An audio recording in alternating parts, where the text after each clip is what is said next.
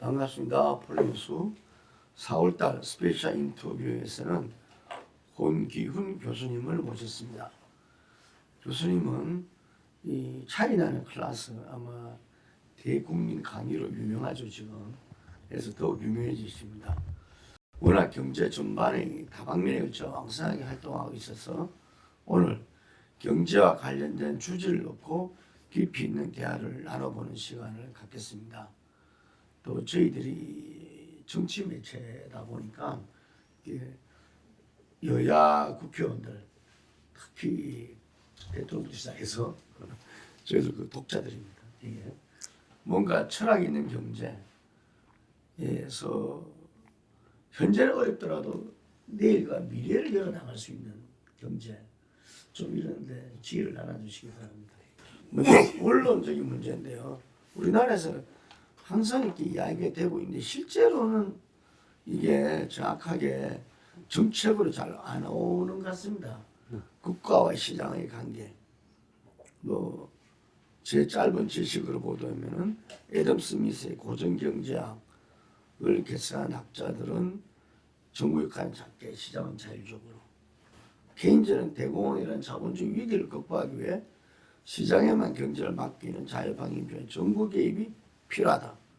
최근에 우리가 이제 주로 재정 정책을 통해서 하고 있죠. 그래서 이런 부분들이 또 넷째를 통해서 공공정책 혁신을 추구하는 행동 경제학자들이 자유방임도 아니고 정부의 정면적 개입도 아닌 자유주의적 개입이 처음 들어온 것 같은데 저는 국가 시장의 바람직한 관계 어떻게 바라봐야 합니까? 저는 일단 국가와 시장을 놓고 좀 단순화시켜서 보면 둘은 상호 보완적 관계라고 생각을 합니다. 그게 저는 굉장히 중요한 포인트라고 생각을 하는데 일단 경제 정책이나 아니면 경제학 아니면 조금 더 확장해서 우리가 사회과학이라고 이 부르는 분야에서는요.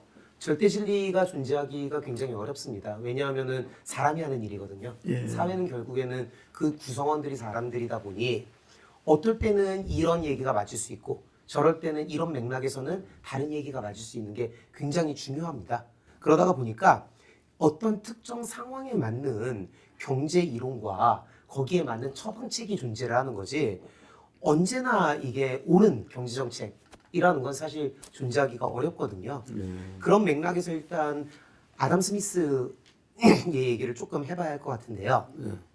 아담 스미스는 시장 스스로의 역할을 굉장히 강조를 했습니다. 그래서 정부 개입이 최소화가 돼야 되고 그리고 시장이 스스로 자기의 균형을 찾아갈 수 있는 힘을 가지고 있기 때문에 시장한테 맡겨야 된다라는 이제 고전주의적 논리를 펼쳤는데요.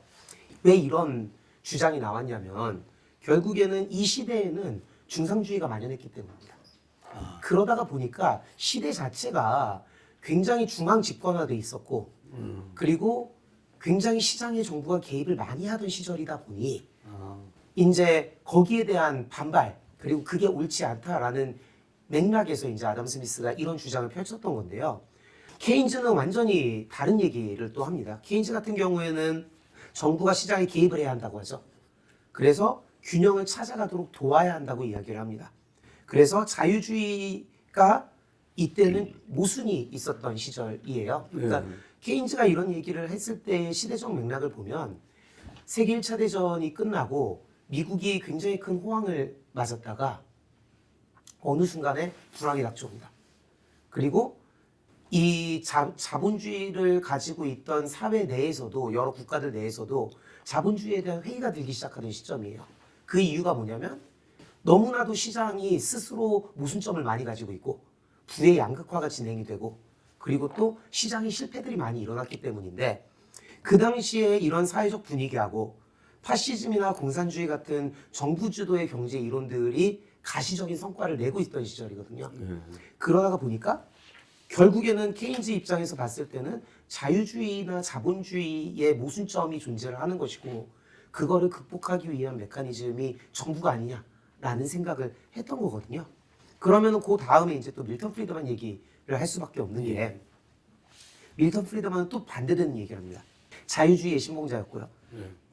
근데 이 밀턴 프리드만이 이런 자유주의와 자본주의를 시장을 중심으로 하는 자유주의적 시각을 가지게 된 이유는 결국에는 이때는 또 요람부터 무덤까지라는 표어랑 비슷하게 큰 정부하고 국민의 자유를 제한하는 경제 정책들이 굉장히 많은 힘을 갖고 있던 시절이거든요.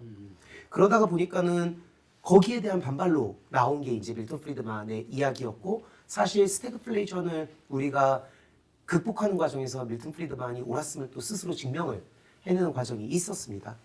요새 이제 행동경제학이 많이 얘기가 나오잖아요. 예. 이것도 마찬가지 맥락입니다. 주류 경제학에 있어서 이 틀린 점이 너무 많은 거예요. 그리고 주류 경제학이 설명하지 못하는 사회 현상들이 많다 보니까 행동경제학자들이 이야기를 하는 게 이런 측면에 있어서 주류 경제학이 설명을 하지 못한다. 아니면 이런 것들에 의해서 주류 경제학이 설명을 하지 못한다를 인간의 심리에 빗대서 이제 이야기를 하는 게 행동경제학인데, 결국에 이 큰 그림을 보면 정반합이라고 생각을 합니다. 네. 그래서 정부와 시장의 관계를 두 가지 이제 시기에 의해서 생각을 할 수 있다고 저는 생각을 하는데요. 전체를 관통하는 관계가 하나가 있을 수 있고요. 또 하나는 지금 시각에서의 관계가 있을 수 있다고 생각을 합니다. 그래서 전체를 관통하는 정부와 시장의 관계라고 하면 여기에는 다수가 동의할 수 있는 답이 있다고 생각을 해요. 뭐냐면 서로 상호 보완적인 관계다. 다만 여기서 중요한 거는 관점과 의견에 따라 차이가 날 수밖에 없다는 겁니다. 상호 보완적이라면 정부가 시장에 얼마만큼 개입을 해야 되는지 정도에 대한 문제로 이 논의가 갈 수밖에 없는 거거든요.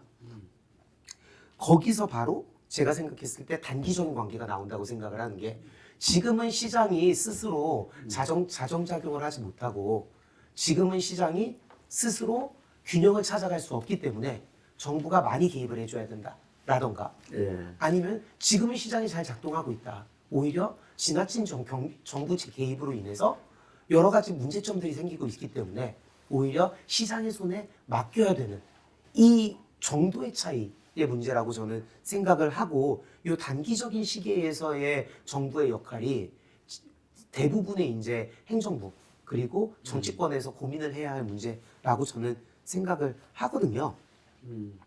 이런 데 있을 때 저는 결국에는 목적성의 문제라고 이야기를 하는데요. 사실 이게 되게 말은 쉽습니다. 말은 굉장히 쉬운데 사실 행동하기가 어려워요. 왜냐하면 지금 우리 똑같은 시장 상황을 놓고도 여러 사람들이 다 다른 의견을 얘기할 수 있거든요.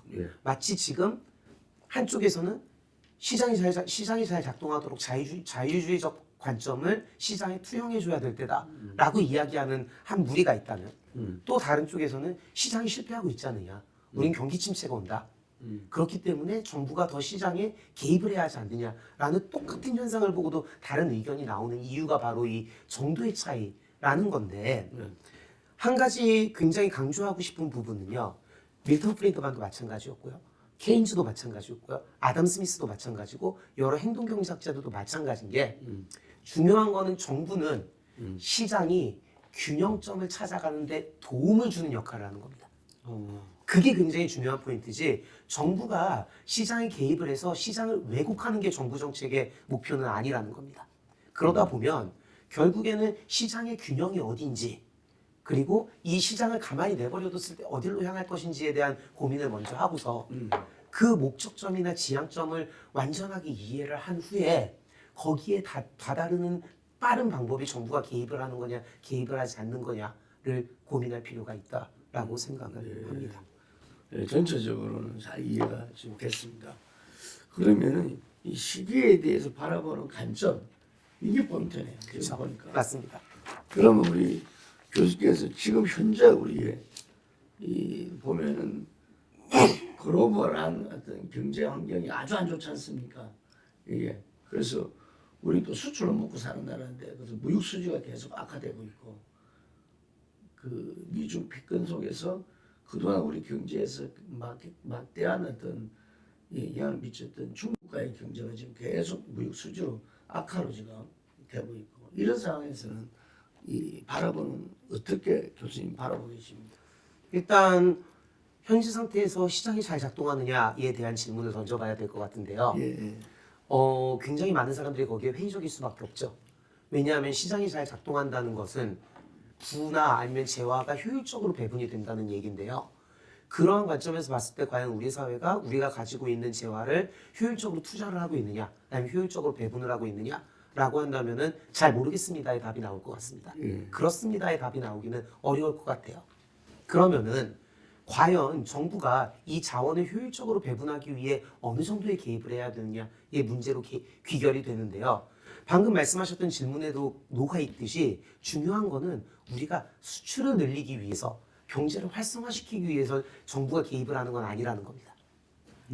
만약에 경제가 성장하는 단계가 아니라면 그 경제가 균형을 찾아가는 과정을 정부가 도와줘야 된다는 걸 계속해서 강조를 하는 이유가요. 만약에 우리가 성장하고 있지 않은 경제인데 이걸 억지로 성장을 시키기 위해서 또 정부가 개입을 하게 되면은 거기에 대한 부작용도 또 존재할 수 있는 거거든요.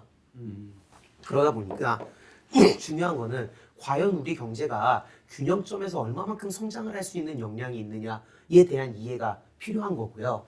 그런 의미에서 지금 우리가 우리의 포텐을 모두 다 사용하고 있느냐에 대한 분석이 먼저 필요합니다. 그리고 나서 그 포텐을 달성할 수 있는, 그 잠재력을 달성할 수 있는 잠재력을 달성하는 데에 대해서 정부가 어떤 도움을 줄 수 있는지를 고민을 해봐야 되는데 지금 논의의 중심이 그게 아니라 우리가 성장을 하지 않고 있기 때문에 정부 주도의 성장을 해야 되는 거 아니냐? 또는 우리가 경상 수지가 악화되고 있기 때문에 정부가 무슨 일을 해야 되는 거 아니냐? 라는 이야기를 하는 게 저는 조금 아쉬운 부분이고요. 일단 그런 맥락에서 봤을 때 정부의 정책은 일관성이 있어야 됩니다. 그게 시장에 대한 시그널이거든요. 그래서 계속해서 정부가 일관되게 자신들의 믿음을 가지고 제가 이제 도입부에서도 말씀을 드렸지만은 정부 정책에 있어서 옳고 그름을 판단하기가 굉장히 어렵습니다. 왜냐하면 이거는 추구하는 목적성에 따라서 달라지는 거예요.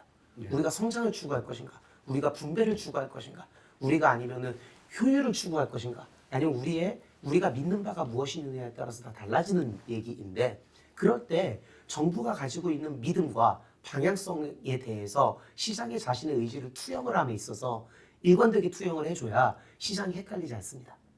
시장의 혼란을 막을 수 있거든요. 그런 의미에 있어서 과연 우리가 경기가 나쁘기 때문에 경기를 부양해야 되느냐의 문제도 사실은 정부의 의지와 믿음에 대한 문제라고 저는 생각을 하고요. 자신들이 뭘 원하는지에 대한 명확한 가이드라인이 먼저 제시돼야 한다고 생각을 합니다. 예. 그럼 지금 현재 윤석열 정부의 제가 며칠 전에 이렇게 경제를 만났어요. 만나니까 상당히 노조에 대해서 좀 이렇게 원칙적인 대응은 상술도고 환영한다. 그런데 어쨌든 그 윤석열 정부할 때 경제 전체 정책에 대한 어떤 비전과 노선이랄까요? 이게 안 보인다. 그런데 앞으로 있을 것 같지도 않다. 그래서 자기들이 자리 경쟁해야 되겠다. 뭐 이런 이야기를 해요. 근데 많은 분들이 그런 이야기를 하거든요.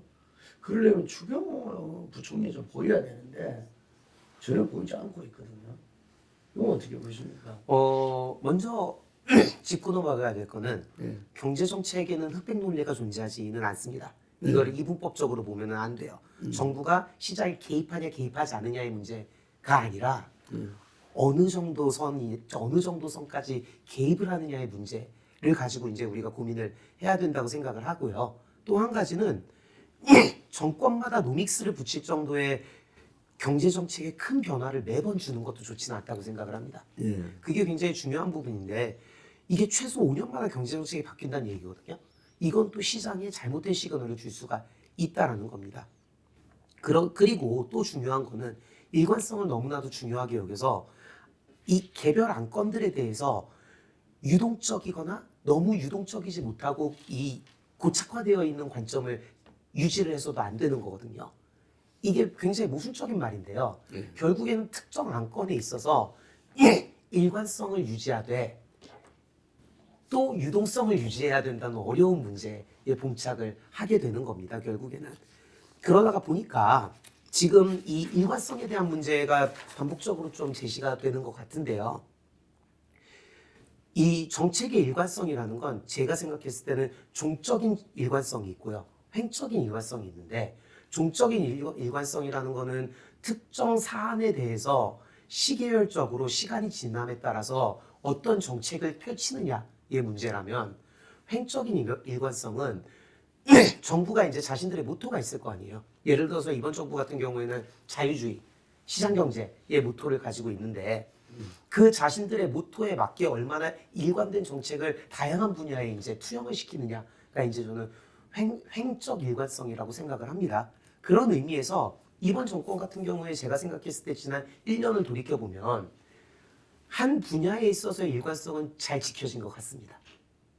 예를 들어서 노사 문제도 그렇고요. 아니면 특정 경제 정책도 그렇고 자신들이 처음에 만들어 놓은 아젠다에 의해서 일관되게 정책을 펼치는 모습은 분명히 볼 수가 있었어요.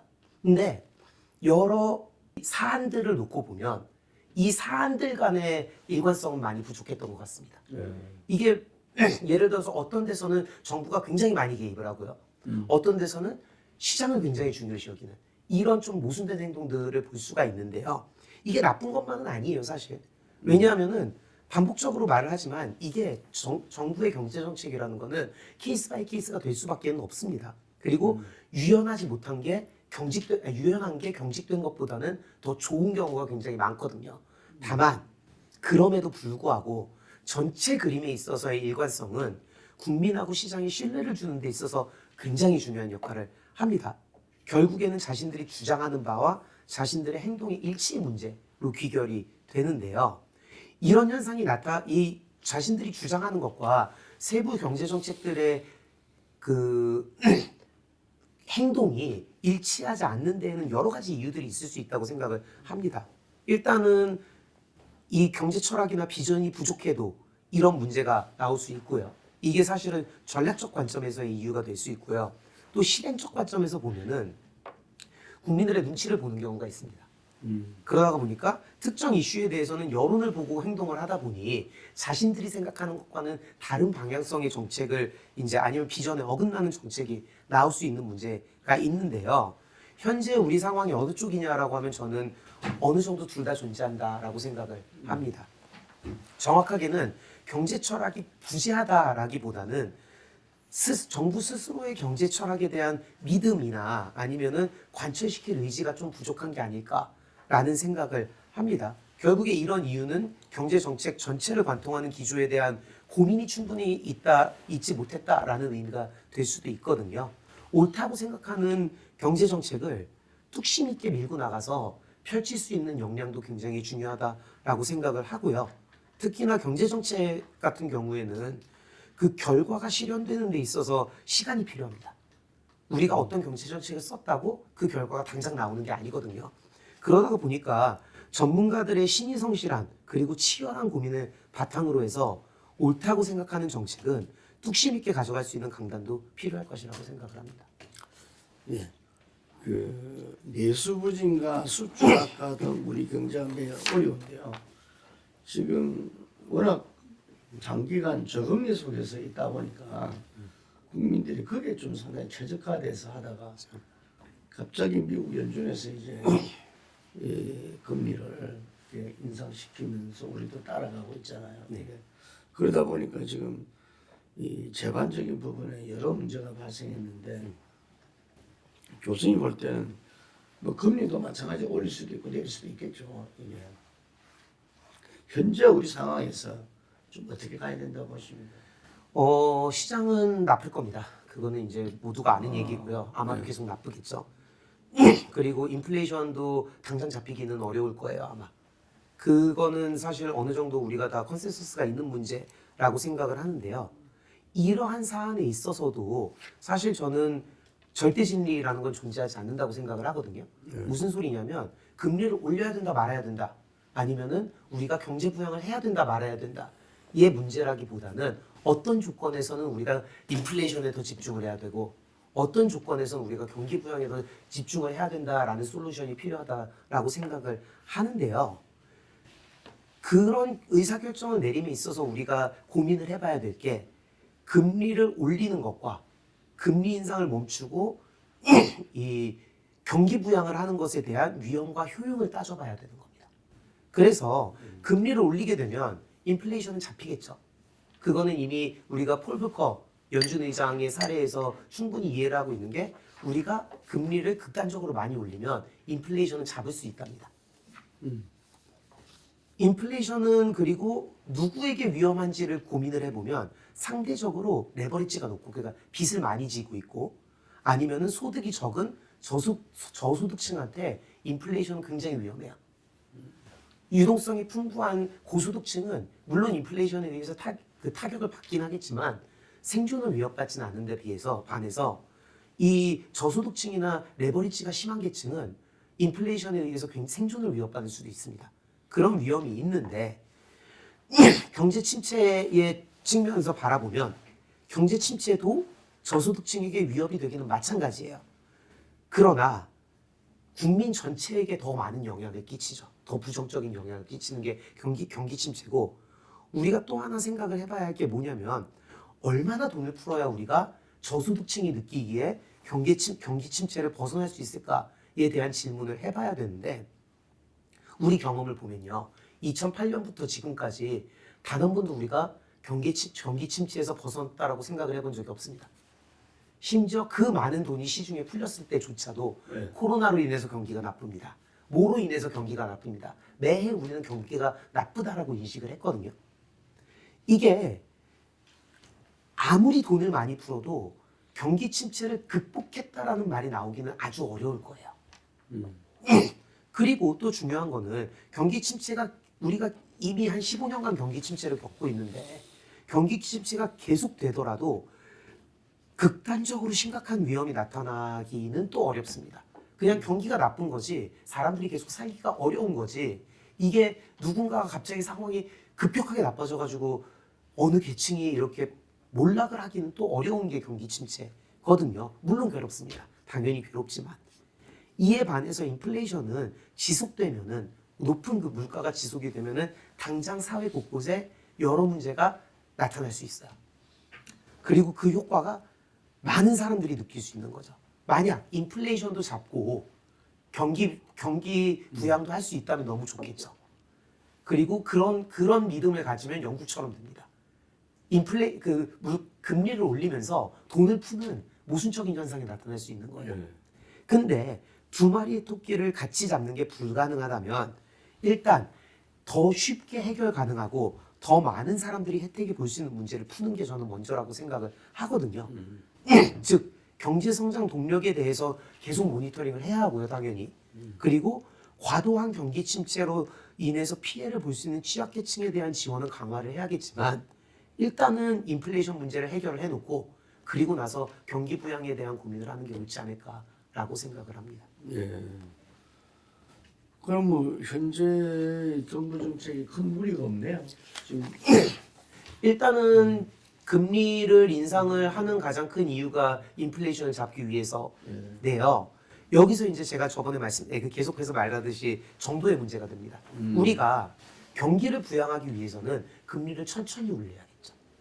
인플레이션부터 잡고 생각하자 그러면 이 금리를 한꺼번에 확 올려도 됩니다. 여기가 이제 저는 정부 행정부나 기재부나 한국은행이 결정해야 할 문제라고 생각을 하는 거예요. 궁극적으로는 금리를 올려서 인플레이션을 잡는 게 필요한데 이거를 완만하게 올리느냐 미국처럼 빠르게 올리느냐의 차이라고 저는 생각을 하고요. 현재 우리 같은 경우에는 미국이랑은 다르게 금리를 완만하게 올리는 걸 선택을 한 상황이거든요. 그게 이제 정부에서 조금 이 자신들의 목적에 부합하는지에 대한 고민을 해봐야 하는 부분이라고 생각을 합니다. 소비자 물가는 조금 안정되고 있더라고요, 보니까. 네. 그 다음에 ESG 우리나라가 한때 참 유행하다 꺼지는 경우가 많은데 이거는 유행으로 꺼질 수 있는 문제가 아니잖아요. 이게 그렇죠. 기업의 지속 가능성과 사회적 책임인데 윤석열 정부에서 내놓은 것도 뭐 야당에서는 그런 말을 해. 현재의 이 환경이라든지 이런 문제는 전 정부에 탓을 하고 대책은 또 다음 정부에 미룬다. 이런 말 제가 지난주에 들었었는데 이 미국과 유럽의 탄소 무역 장벽은 계속 높이고 있잖아요. 그렇죠. 근데 우리는 거기에 대한 준비가 상당히 좀 이렇게 부실하다. 이게 체계적이지 않다. 근데 이런 게 국내 기업 후진적 지배 구조가 걸림돌 작용하고 있다. 이런 지적이 있어요. 예. 그래서 ES 리스크에 대한 우려감이 커지고 있습니다. 이건 어떻게 해야 됩니까? 일단 하나 짚고 넘어가야 될 게 국내 기업의 후진적 거버넌스 구조가 예. 국내 기업들이 ESG를 추구하는데 걸림돌이 된다는 데는 사실 동의하기는 어렵습니다. 아 그래요? 왜냐하면 ESG는 결국에는 위험에 대한 문제거든요. 예. 거버넌스가 좋건 나쁘건 기업의 생존에 있어서 되게 중요한 문제예요. 거버넌스가 좋은 기업이 ESG를 더 잘하는 것도 아니고요. 거버넌스가 나쁜 기업이 ESG를 더 못하는 것도 아닙니다. 왜냐하면 거버넌스적인 측면에서 기업의 매니지먼트와 이 기업의 ESG 활동은 다른 얘기거든요, 사실은. 둘은 분리해서 생각을 해야 됩니다. 거버넌스가 나쁜 기업도 환경과 사회와 거버넌스에 대해서 좋은 활동을 펼칠 수 있어요. 스스로가 살아남기 위해서는. 예. 그렇기 때문에 사실 기업의 거버넌스 구조가 좋으면 좋겠죠. 그거는 긍정적인 부분이 될 수 있다고 생각을 하지만 그게 기업의 ESG 활동에 영향을 미친다라고 보기에는 ESG가 너무 기업의 생존에 직결이 되는 문제이다 보니 거버넌스가 나쁜 기업이 과연 그럼 자신의 생존을 위협함에도 불구하고 ESG 활동을 하지 않을까? 라고 생각했을 때 저는 그렇게 보기는 어렵다라고 생각을 하고요. 알겠습니다. 예. ESG는 기업들한테 있어서는 정말 중요한 문제입니다. 이게 왜 그러냐면 기업이 생존을 하기 위해서 너무나도 많은 위험을 가지고 있어요. 특히나 사회와 거버넌스 측면도 물론 중요하지만 환경적 측면에 있어서 기업들의 생존을 위협을 하고 있습니다. 유럽에서는 탄소세를 부과를 한다고 하고요. 그러면 이제 유럽에 수출하는 기업들 같은 경우에는 환경적인 부분을 맞추지 못하면은 시장이 주는 거예요. 그리고 다양한 NGO들이나 아니면 수많은 국가들이 환경적 이슈에 대해서는 굉장히 민감하게 대응을 하고 있어요. 물론 사회적 이슈나 거버넌스에 대해서도 민감하게 대응은 하지만 환경보다는 아직은 덜한 상태죠. 이 한 정부 안에서 한 정권이 5년 동안 모든 사회의 문제를 풀어내는 건 저는 불가능하다고 생각을 합니다. 그리고 결국에는 선택과 집중이 중요한데요. 그런 측면에 있어서 우리나라 기업들한테 ESG의 관점에서 제일 중요하게 위험하게 다가설 수 있는 게 무엇이냐라고 물어본다면 저는 환경이라고 이야기를 할 것 같습니다. 그러다가 보니 환경적인 부분에 조금 더 포커스를 많이 맞춰서 기업들이 그 환경 리스크에 대해서 대응할 수 있게 도와주는 것이 저는 정부의 역할이라고 생각을 하는데요. 여기서 중요한 게 두 가지가 있습니다. 하나는 기업들의 관점에서 또 한 가지는 자발적으로입니다. ESG는 기업의 자발적인 움직임이어야 하거든요. 그러다가 보니까 미국에 굉장히 좋은 사례가 있습니다. 미국은 기업들은 이미 기업들이 자발적으로 이런 움직임을 조직화시키고 미국의 재무성이 여기에 대해 도움을 주고 있거든요. 가이드를 제시하고 이게 선도그룹 연합이라는 겁니다. FMC라고 불리는 건데요. 이 미국의 큰 기업들이 스스로의 힘으로 자신이 가진 역량으로 자기의 산업 내에서 친환경적 기술을 적용하기 위한 자발적 움직임들을 보이고 있는 게 선도그룹 연합인데요. 얼마 전에 이제 나경원 전 다보스 특사도 FMC에 대해서 언급을 하면서 우리나라도 참여를 고려하고 있다라는 이제 코멘트를 한 적이 있거든요. 근데 이게 제 의견은 조금 다른 게요. 단순히 우리 기업들이 미국의 선도그룹 연합에 참여를 하는 것만으로 의의를 갖게 되면 우리 돈 들여서 남 좋은 일을 시켜주는 겁니다. 미국 산업이 ESG 기술을 적용하는 거를 우리나라 기업들이 도와주는 거거든요. 그것보다는 우리나라도 정부의 주도나 정부의 도움 아래 미국도 이제 재무성이 그걸 하고 있거든요. 재무부가 그걸 하는 것과 마찬가지로 우리나라의 정부의 도움 아래 우리 기업들이 국내에서 이런 조직을 만드는 거예요. 그리고 나서 정부가 주도를 해서 가이드를 해주면 우리나라 기업들이 자신이 가진 경제력을 가지고 우리나라 스스로가 속한 국내 산업 내에서의 환경적 목표를 달성하는 노력을 기울이게 된다면 그리고 그 조직적 차원에서 미국이나 유럽의 비슷한 선도그룹 연합들과 협업을 할 수 있게 정부가 다리를 놔줄 수 있다면 대등한 관계에서 공조가 가능해질 거라고 생각을 하고요. 그런 의미에서 우리 산업이나 우리 경제가 ESG에 대한 해서 대응할 수 있는 역량이 더 커질 수 있다라고 생각을 합니다. 그 탄소 정책은 좀 구체적으로 기업에 상당히 부담이 되지 않습니까? 구체적으로 좀 어떤 단계를 밟아가야 된다고 보십니까? 정부가 정책을 고민을 할 때 기업의 입장에서 과연 이 기업이 이 정책을 따라서 실현할 의지가 어느 정도 있는지, 역량이 어느 정도 되는지, 그리고 이 정책이 기업에게 어느 정도의 혜택을 줄 수 있는지에 대해서 고민을 해봐야 된다고 생각을 하는데요. 일단 국내에서의 규제는 앞에 두 개가 더 중요합니다. 뭐냐면 이 기업이 이 정책에 대해서 부합하지 않았을 때 어떤 페널티를 받느냐. 근데 해외에서의 ESG에 대한 규제 부분에 있어서는 우리나라의 정책이 기업들한테 그런 해외 리스크를 어떻게 극복할 수 있도록 도움을 주는지가 더 중요하거든요. 이런 의미에서 예를 들어서 지금 유럽연합이 주도하고 있는 탄소세의 경우에는 우리 정부가 취해야 할 정책은 우리 기업들이 어떻게 대응해야 그 탄소세라든지 아니면 유럽의 친환경적 규제에 있어서 최소한의 불이익을 받을 수 있는지에 대해서 포커스가 맞춰져야 된다면 국내에서 환경을 보호하고 예를 들어서 아니면 사회적으로 좋은 임팩트를 갖게 되는 이런 규제를 펼칠 때는요. 우리 국민들한테 기업들이 어떤 도움을 줄 수 있는 어떤 긍정적인 영향을 미칠 수 있는지에 대해서 고민을 해봐야 되는 거거든요. 그러다가 보면 결국에는 우리 환경을 보존하는 데 있어서 국내 정책은 국내 기업들이 우리 환경을 보존하는 데 있어서 어떤 공헌을 할 수 있는지에 포커스가 맞춰져야 된다고 생각을 합니다.